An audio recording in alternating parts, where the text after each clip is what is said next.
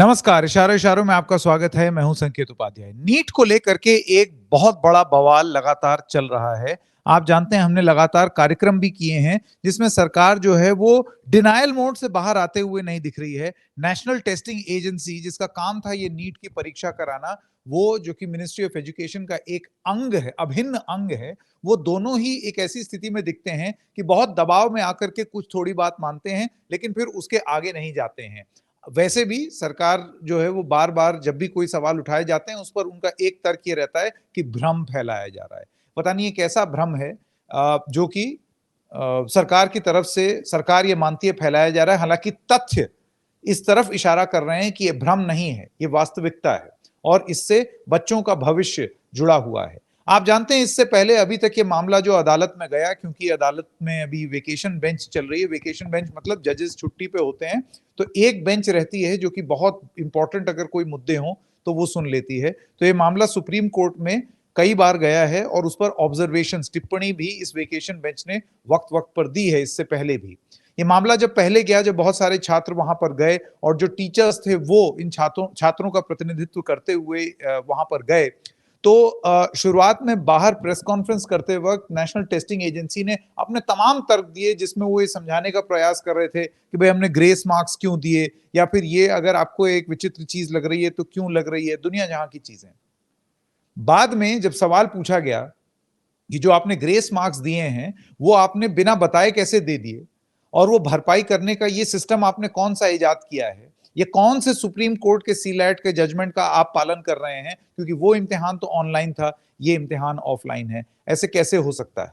तो इन सब सारी चीजों को लेकर के जब ये मामला गया अदालत में, तब एनटीए घिरी हुई अपने आप को पाया उसने। तो फिर उन्होंने वहां पर यह प्रस्ताव दिया कोर्ट के सामने कि ठीक है, हम 1563 बच्चों का रीटेस्ट करा देते हैं जिनको हमने ग्रेस मार्क्स दिए थे। बाद में उन्हीं की एक एफएक्यू, फ्रीक्वेंटली आस्क्ड क्वेश्चंस में 1563 के आगे अप्रोक्सीमेटली लिखा हुआ, यानी कि सरकार खुद ही श्योर नहीं है कि ये 1563 ही बच्चे हैं जिनको ग्रेस मार्क्स दिया गया है या नहीं।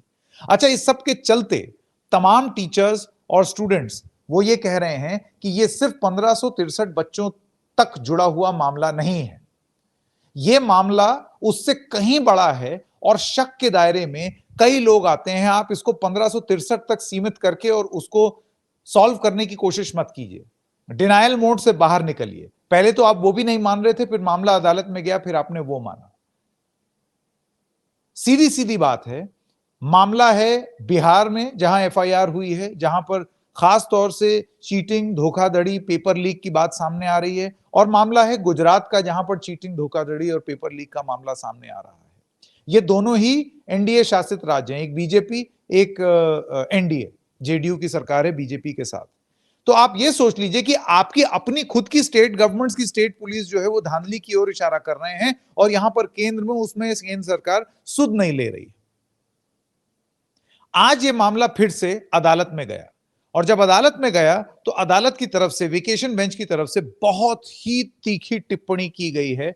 शायद अब जब अगली बार ये मामला आएगा, अब की जो मामला रखा गया है वो 8 जुलाई का रखा है, तब तक पूरी बेंच जो है वो बैठ जाएगी। तो आप जरा ऑब्जर्वेशन सुनिए वेकेशन बेंच का, और वो कितना कड़ा आदेश नहीं मतलब टिप्पणियां हैं। Even if there is 0.0001% negligence, it should be dealt with.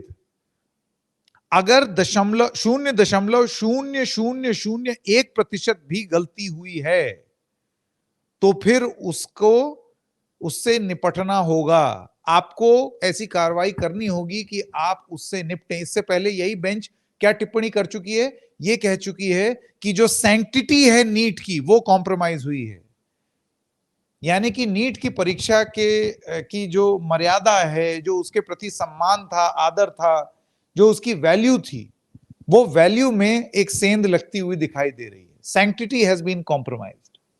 आज कोर्ट की ये टिप्पणी कि 0.001% नेग्लिजेंस भी है तो उससे आप निपटते हुए दिखने चाहिए, तो 0.001% से तो कहीं ज्यादा हो रहा है। एफआईआर में तो साफ है। फिर भी डिनायल मोड में क्यों है केंद्र सरकार, डिनायल मोड में क्यों है एनटीए, डिनायल मोड में क्यों है एजुकेशन मंत्रालय? यह एक बहुत महत्वपूर्ण सवाल है जो कि सरकार से पूछा जाएगा। अगली टिप्पणी, और यह सोचिए यह कितनी बड़ी बात है। कोर्ट कहता है, imagine if a fraud becomes a doctor, और मैं आपको विस्तार से बताऊं कि वो टिप्पणी क्या कहती है, कि वो किस तरफ इशारा कर रहे हैं। कोर्ट का ये कहना है कि आप फर्ज कीजिए कि ये फ्रॉड्यूलेंट तरीके से, यानी कि गलत तरीके से एक आदमी डॉक्टर बन जाए, तो फिर वो किस तरीके का इलाज करेगा। इस तरीके का आदमी अगर डॉक्टर बनता है तो कैसे होगा। ये देखिए, imagine a situation where a person who has played fraud on the system has become a doctor। यानी कि आप एक ऐसी सिचुएशन कल्पना कीजिए जिसमें एक आदमी या औरत जिसने फ्रॉड किया है सिस्टम के साथ, वो डॉक्टर बन जाता है। He is more deleterious towards the society, यानी कि ये और ज्यादा घातक है समाज के लिए कि इस तरीके का एक इंसान जो है वो डॉक्टर बन जाता है, जिसने फ्रॉड का सहारा लेकर के वो डॉक्टर बना है, और आप प्रक्रिया जो है उसको समान रूप से चलाए चले जा रहे हैं। उसके बाद कोर्ट क्या कहता है, मैं आपको वो बताता हूं। ये देखिए, ये है अगली टिप्पणी। We all know the labour children undergo preparing for the exams, specially for preparing for these exams.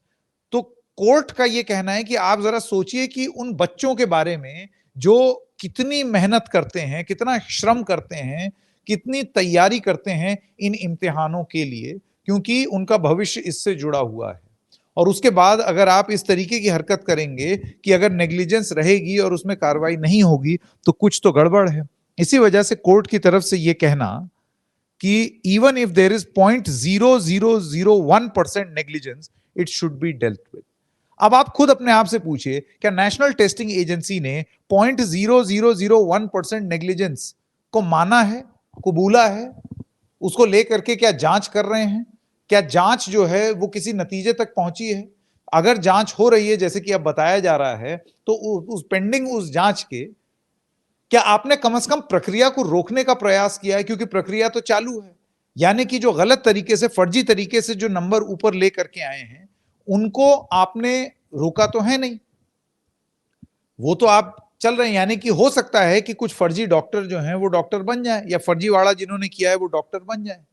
इसके अलावा, और सबसे महत्वपूर्ण बात, जितने सर से हमने बात की या नीट जो छात्रों ने जो दिया है, जो प्रदर्शन कर रहे हैं, उनसे हमने बात की, उनका यह कहना है कि भाई आज की डेट में बहुत सारे ऐसे यंत्र हैं, उपलब्ध हैं, जिसमें आप डेटा साइंस लगा के जो नंबर क्रंचिंग करते हैं, स्टैटिस्टिशियंस होते हैं, डेटा ऑडिट करते हैं, वो 1 सेकंड में कंप्यूटर में डालेंगे और कंप्यूटर बता देगा कि त्रुटि कहां हो रही है। ये तकनीक का एक कमाल का युग है, जिसमें एनटीए अगर वो डेटा मुहैया करा दे, या फिर एक निष्पक्ष जांच, एक डेटा ऑडिट को वो जानकारी दे दे जो उसके पास नतीजे आए हैं, उसमें ये त्रुटियां पकड़ी जाएंगी। क्यों? क्योंकि बहुत सारे टीचर्स का और स्टूडेंट्स का ये आरोप है कि ऐसा कैसे हुआ कि कुछ सेंटर्स से ही टॉपर्स निकले, ऐसा कैसे हुआ कि कुछ लोग जो हैं जिनके बहुत कम मार्क्स थे 12th में, उनके वो टॉपर बन गए नीट में। ऐसा क्या उनमें सुरखाप के पर लग गए एकदम एकाएक? तो ये सारी त्रुटियां जो है ना, ये जब आप कंप्यूटर सिस्टम में डालेंगे और एल्गोरिदम रन करेंगे, तो उसमें ये सारी चीजें साफ साफ आ जाएंगी। उसमें पता चल जाएगा कि गड़बड़ क्यों हुई है। एक और चीज जो बहुत सारे टीचर्स कहते हैं, उनका एक कहना है कि ऐसा कैसे है कि ये सारी चीजें जो हैं सबसे ज्यादा वो टॉप स्कोर में ही हो रहा है, 700 प्लस के स्कोर में ही हो रहा है, उसके नीचे नहीं हो रहा है। ऐसा कैसे हो सकता है कि ये सारी चीजें जो हैं वो एकदम से एक अजीब से इत्तेफाक से एकदम टॉप पर हो रही है, टॉपर बनने के लिए हो रही है, नीचे तो ये नहीं हुआ। नंबर 1, जो कितने छात्र बैठे, वो जैसे बढ़ता है साल दर साल, वो उस रेट पे बढ़ रहा है। पेपर कितना कठिन था या कितना आसान था, वो भी लगभग जैसे पिछले कुछ सालों में रहा है वैसा ही रहा है। फिर ये ऐसा कैसे हो सकता है कि टॉपर वाली श्रेणी में एकदम से बहुत सारे लोग टॉपर हो गए?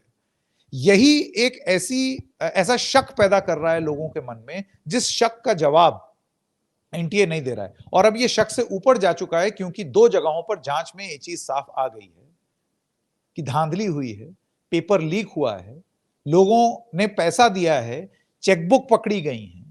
अब भी हम किस चीज का इंतजार कर रहे हैं? जांच क्यों नहीं कर रहे हैं? और क्या हम सुप्रीम कोर्ट की ये जो ऑब्जर्वेशन है कि 0.0001% नेग्लिजेंस हुई है, तो उसको भी आप उस पर एक्शन लीजिए।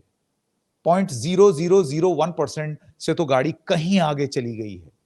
एनटीए के लोग, ये सवाल उनसे है, ये सवाल मिनिस्ट्री ऑफ एजुकेशन से है, और ये सवाल एनडीए 3.0 के मुखिया नरेंद्र मोदी से है। क्या बच्चों को इस तरीके से निराश किया जाएगा, या फिर जैसे कि अदालत कह रही है कि अगर इतना सा भी अगर डाउट है तो उसकी इन्वेस्टिगेशन कीजिए। अगली सुनवाई 8 जुलाई को है। इशारों इशारों में बस इतना ही। हम फिर मिलेंगे किसी और मुद्दे के साथ। तब तक के लिए नमस्कार।